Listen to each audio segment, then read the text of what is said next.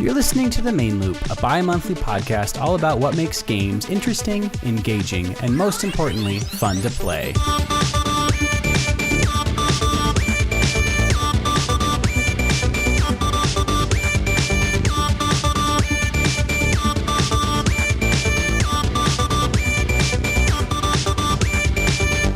Hey everybody, it's The Main Loop. It's Interrupting Cow. It is the main loop. It's not the ancillary or secondary or auxiliary loop, but it's the main one. I'm Sean Bragg. With me again, as always, is Stu Erbach. Also not the ancillary Stu. No, the main Stu. The main Stu is here tonight. It's great. So Slack's down, which is our primary means of capturing topics and notes during the week. But really that's fine because we have Super Mario Odyssey to talk about. So who cares? Who cares about literally anything else? I feel like we should just YOLO it and start talking about Super Mario Odyssey. Yeah, SMO. Let's talk about the SMO. The SMO. First of all, we're not calling it that. Under any circumstance. That is not what we're calling that game. I think I just got kicked off the podcast. Yeah, that's the Smocast. You can go start your own Smocast. Smo Talk with Stu. It just sounds like a podcast for smokers. Oh man. Okay. Hey, anyway. it's all about reaching your niche audience, you know. I just realized that in this light and with my giant offensive nose and my facial hair, I kind of look like Mario on our podcast right now. God, you do. Yeah, I'm like a young Mario in his college dorm days. I'm really glad we don't I'm live just happy stream you're this. Not wearing the swimsuit. That's good. Yeah, the audio only listeners are missing out for sure. Let's jump in. Let's just do the Smocast. Super Mario Odyssey came out the 27th. It's now the 31st when we're recording this, so we've had 4 days to play it because I can do math. And that would be over 80 hours. Possibly, yes. I imagine people have put that in, actually. So, yeah, let's go for it. Highlights, obviously, it sold 2 million copies already. I don't know why that's obvious. It sold 2 million copies already. So because Nintendo's dying. Yes, Nintendo's doomed. Yeah, same with Apple. That new iPhone is not nobody's ordering that thing. 2 million copies already. It's on track to maybe be the best reviewed game of all time. Depending on where you check, it's in the top 10, 5, 1, 3. Yeah, barely edging out that other awful game that was released this year by Nintendo. Yes. So it may or may not beat Breath of the Wild in terms of Metacritic and just critical aggregators, but this thing is just blowing up. People are loving it. I'm already seeing people trying to 100% speedrun it, which is... Yeah, I think someone any percented it in like an hour and a half. Okay. Because that's a thing, apparently.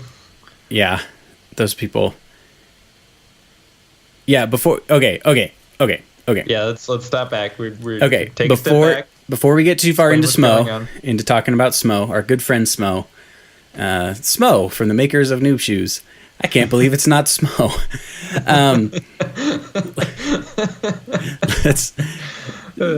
So I have been watching somebody speedrun one of the best games of all time, best review games, Ocarina of Time, which is really fun because it's a game that I love and it's fun watching somebody speedrun. It's a Ryu Quetzalcoatl. I don't know how to say that word.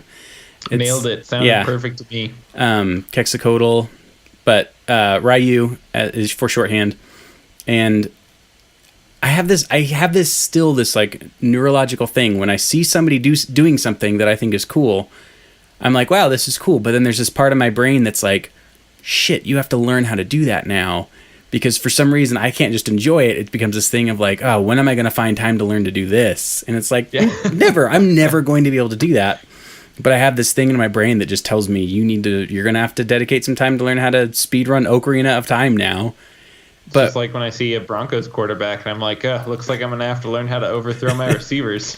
that's different because when we watch the Broncos, we do actually think I might need to learn how to Yeah. be a quarterback because they might just start having open tryouts soon. We're looking for the next walk-on star. But yeah, I don't know. It's my brain is doing this weird thing of like I need to learn this, and I'm watching this guy do 100% speed runs of Ocarina of Time, OOT, for those in the community in the commune. But it's like 100% speed runs. His target is like under 6 hours, and I'm just like I don't have that kind of time. But it's great. Go watch his stream. Right, it's great. OOT, 100%. Back to SMO. Sounds sweet. Yeah. Back to SMO. Let's do it. So Smoot. I'm not speedrunning it. Yes. Let's just fire off our initial thoughts. How far are you? What are you loving? What are you loving the most? I'm not even gonna be like, what are you liking and what are you disliking? Because there's not really anything you're gonna be like, I'm really disliking. Like I don't think either of us are gonna be that guy today. Well, actually, I think it's a terrible game because no. I mean, does it run at 60 FPS? Can we yell about that? Is it on Steam? Yeah. Yes. So Stu, you kick us off. I don't know. I'm just like kind of speechless. So my last Mario game. Okay, so I grew up. I didn't play a ton of Mario growing up. Most of my like Mario experience was playing like I think it was like Visual Boy Advance emulators on my computer and like playing like old versions of Super Mario and just like loving them. And then like fast forward to Stuart in the real world having money to buy a real game console like a grown man and getting the Wii U and playing Super Mario World 3D. So that was like my most recent experience with Mario. Kind of skipped over the Galaxy series and all of that, and kind of coming off of that and still being like, well, if they released that for the Switch, I'd probably buy that anyway just because I loved that game.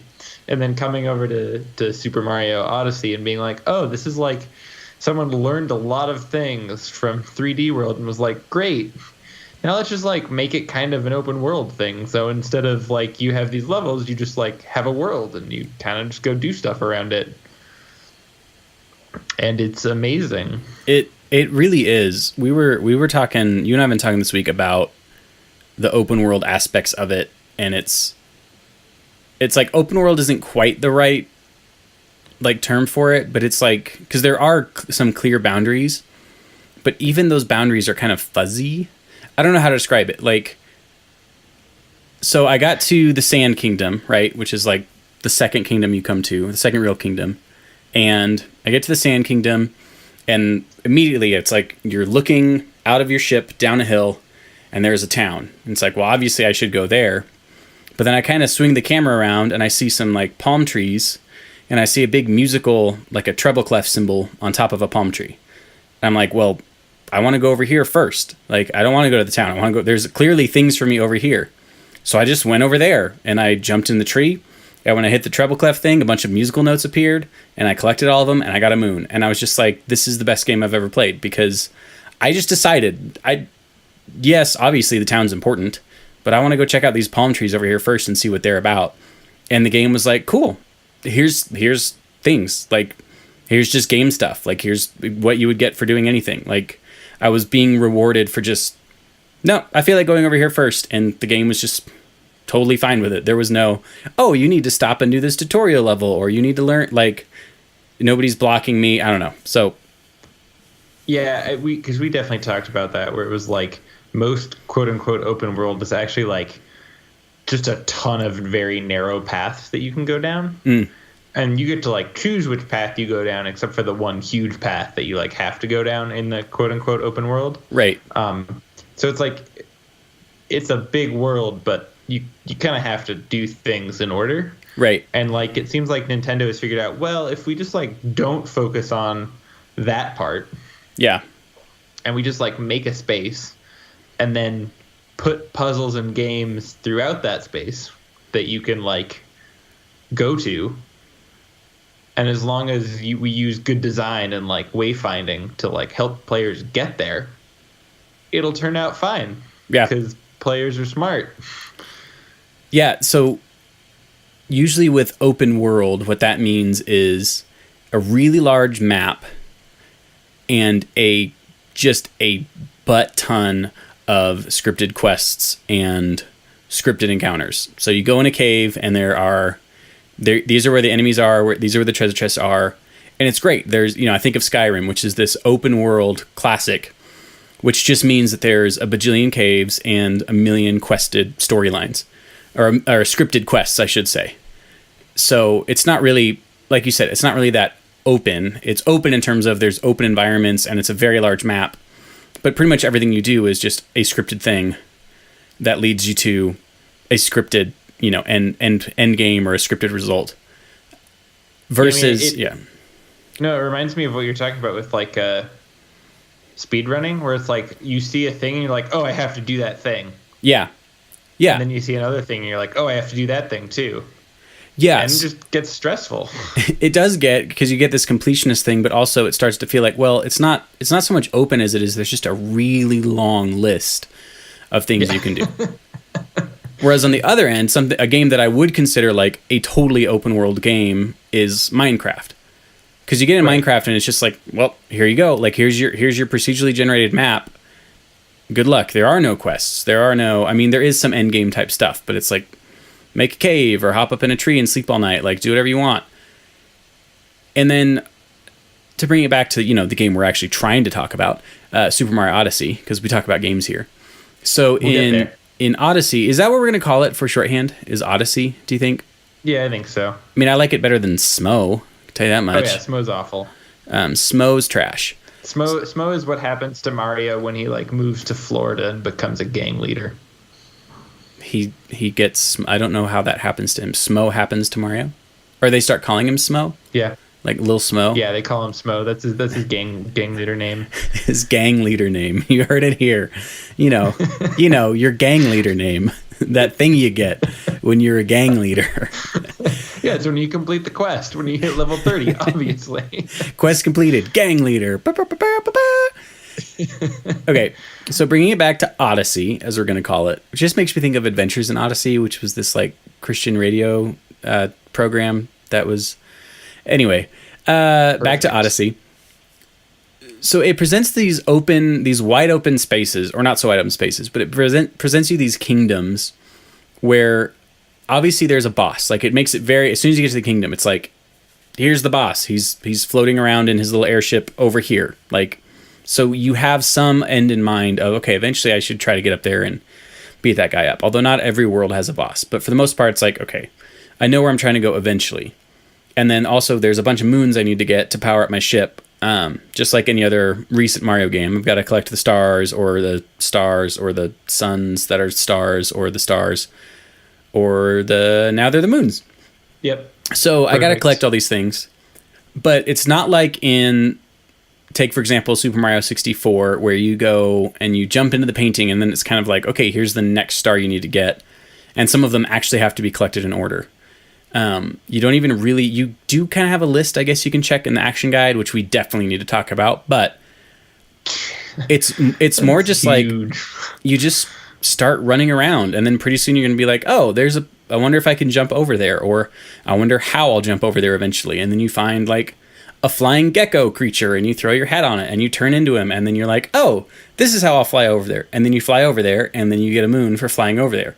And there's no checkpoints, there's no waypoints, nothing's telling you need to go here except for just using your own senses and going, I bet I should go over there. And it's really similar to Breath of the Wild, where you pretty much can just look any direction and go, I wonder what's on that mountain. And then you go and you find something on the mountain. Yeah, what's that thing? Whereas here I feel like it's even a little bit more, because you're probably going to get a moon, which are these things that you're really trying to get throughout the game. Yeah, I mean, in Breath of the Wild, you still had shrines, right? Which were basically like, pause everything. Yeah. You're going to be doing this puzzle right here. It's going to like take you out of the world, and you're going to be doing this thing.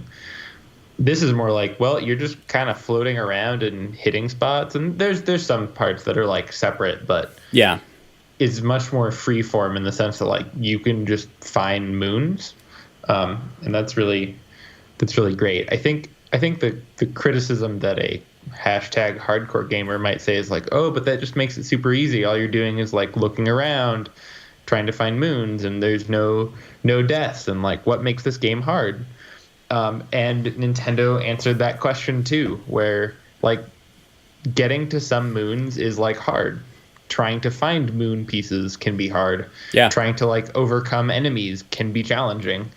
It just that instead of booting you back to the level or booting you back to the beginning of the game or deleting your hard drive because you failed, it's just like, hey, you failed. Let me subtract some coins from you and boot you back to the like where you just started this fight.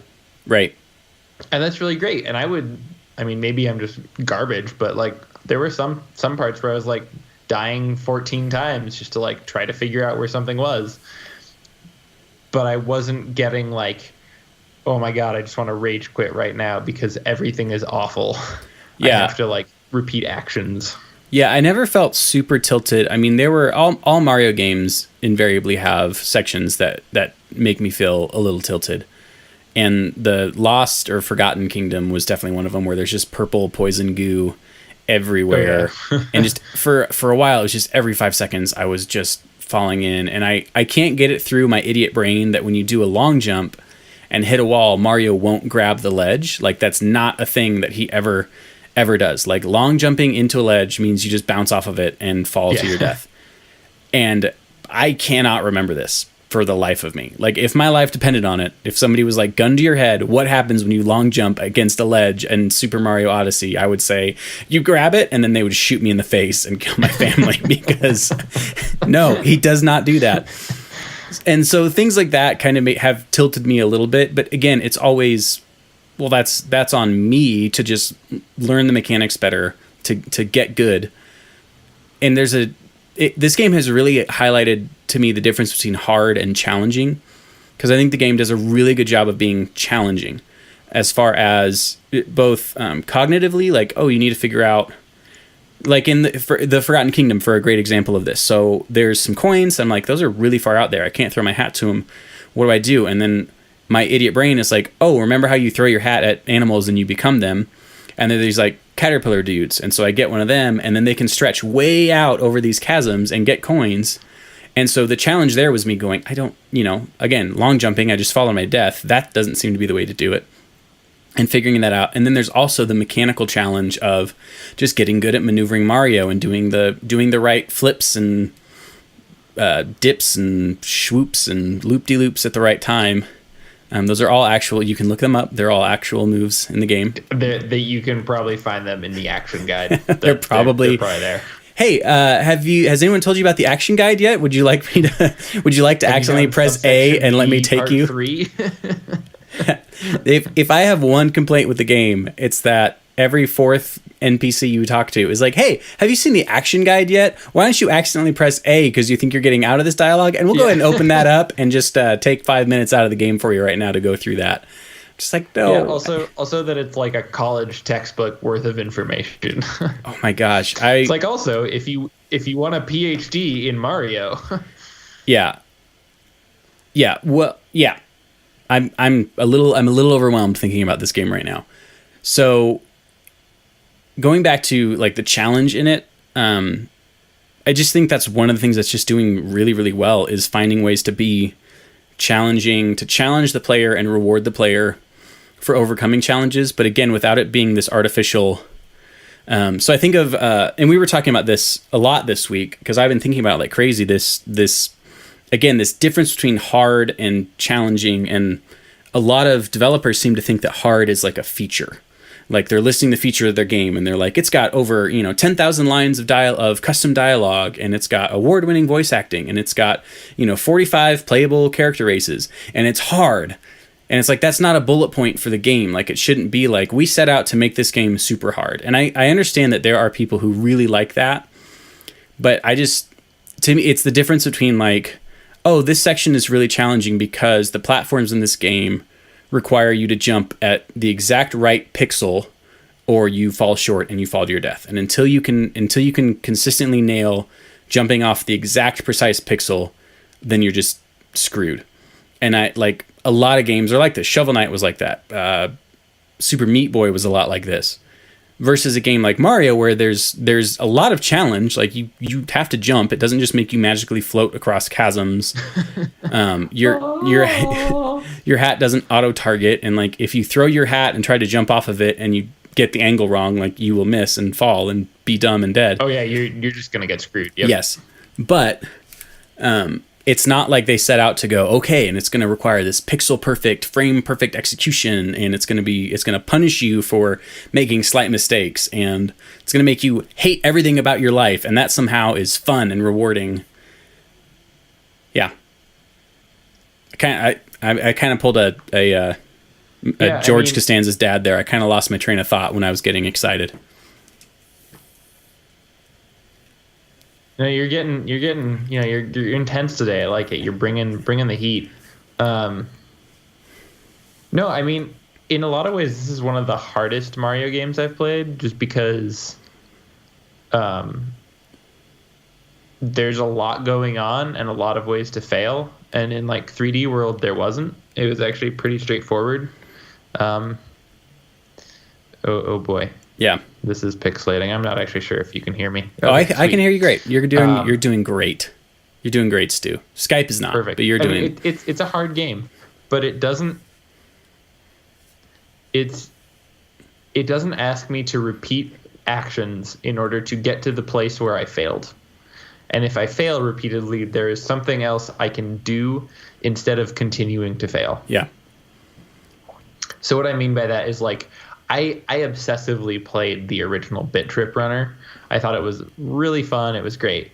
But there would be times in the game where I would literally miss on like, it was like the 15th or the 20th in a sequence, right? And I would miss on that without fail because I didn't understand something about the rhythm. And every time I'd be like, okay, now I have to complete the first 14 sequences to get to this 15th thing that I'm probably going to fail at. Right. And I would just be doing that over and over again, and it would be brutal. And it's just like, this isn't fun. Whereas like Mario is just like, oh, okay, your save point is actually like right before the thing you were doing, you were failing. So it's like, oh, I failed at that thing. I died. I am a little frustrated, but I can just go back and retry that thing. Right. I don't have to like complete 13 other things to retry the thing that I failed. And what's even better about that is like when you retry things that you succeeded at in order to get to the thing you failed at, invariably you get impatient and you're like, oh, I just want to get to the thing that I want to fail at because I want to focus my energy on that thing. Right. And then you fail at something before you get to that thing. Yeah. And then you just want to throw your computer out a window. Right. Then you're just on like super tilt and you are just a pillar of salt and you don't even want to keep playing the game. And I understand that there is obviously a market for, Shovel Knight on extreme difficulties, and there's a market for Super Meat Boy, and there's a market for these like brutally hard games that's kind of what they're for. But Super Meat Boy is not even a great example because that was really easy to kind of start over immediately, kind of from where you were. But there's a market for like quote unquote NES hard games. But I just think a lot of that hardness is just artificial. Like it's just hard for the sake of hard. And we're putting this in here to punish you and make you feel bad for failing. And that to me is not how you build a relationship with the player that rewards them and is rewarding for them and makes them, at the end of the day go, I'm glad I spent time playing this game. Cause even Shovel Knight, which people may not think that Shovel Knight is that hard, I find it extremely difficult to play. And there are times where I'm like, I am trying so hard to get through this level and I just don't even care anymore. Like I'm being punished for things that I feel like I would just be doing normally. And it just makes me just like feel like I'm wasting my time playing this game. The comparison I think of is like American Ninja Warrior. Okay. Like some people like doing American Ninja Warrior and CrossFit and just being like, I'm going to punish myself. I enjoy punishing myself. This is what makes me happy. Yes. Yes. Yes. And other people like walking in the park. Other people are like, I like eating ice cream, and I'll just try not to eat too much so that I keep liking it. Yeah. Yeah. And like they're both fine, but to like define a genre of games and to define games by like American Ninja Warrior just seems insane to me. And it seems like a crutch that designers fall on to be like, oh, well, if we make this super hard, we don't have to worry about things like designing levels in a competent way. Oh man, that was really wow. that was really mean. But man, kind of you blotted out the sun with the shade you just threw. I love it.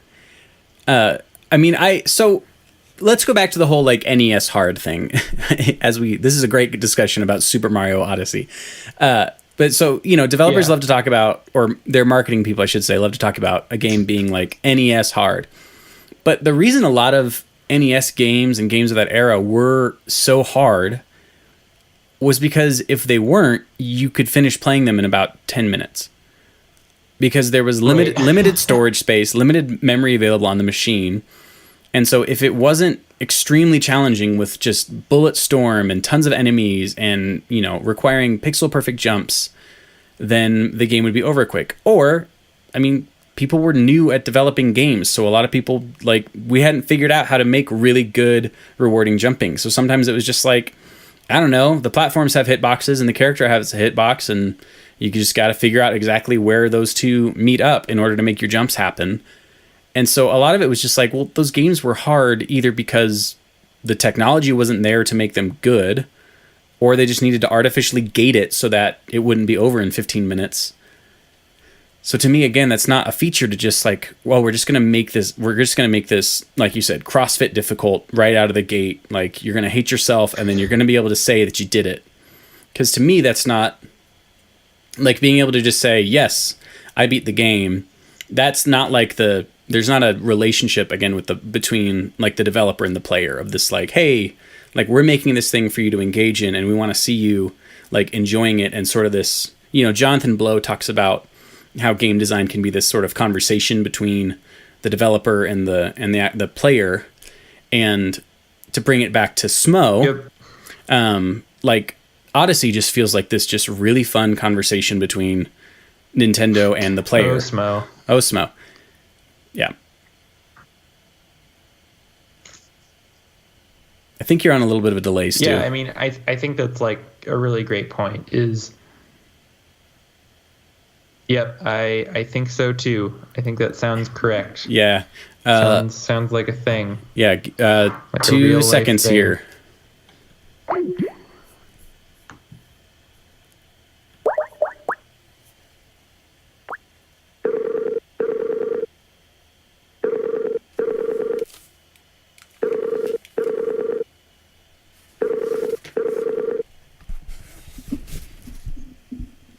Was that a first? Was that our first disconnect? No, I hung up on you. Perfect. Yeah, I think you're still delayed a little bit, but not as bad. I hear much better now. You do. I can see your face moving. Okay. So let's try it. Let's try like, I'm gonna count 3, and on 3 we'll both say go. Okay. Okay. All right. 1, 2, 3, go. Go. It's about a second and a half. Really? Maybe not quite a second and a half, but it's definitely a delay. But it's not bad. It's workable. Let's do it. I think we can make it happen. Oh man, shoot. Yeah. Here, I'm just gonna kill my video for now. Yeah, let me do that too. Yeah.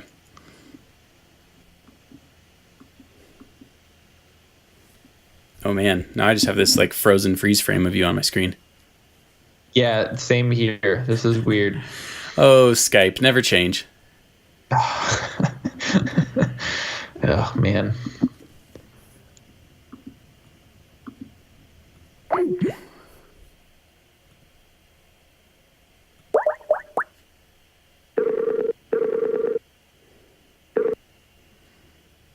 Okay, audio only. Yep. Okay. Ready? Yep. Okay, so we were talking about Smo. Yeah, well, yes. John Thanks, Dan. Blow and Smo. Jonathan Blow talking Smo.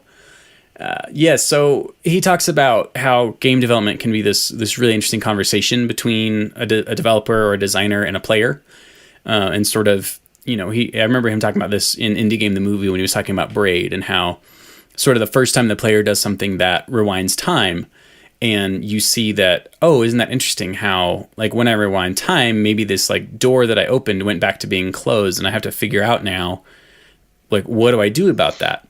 And it's like you're sort of asking like the invisible developer in the sky, like, what should I do about this? And they're sort of just kind of like, in a good game, they're sort of just nudging you in a direction, like, why don't you look over there and see what you can do, see what you can figure out for this particular part of this game.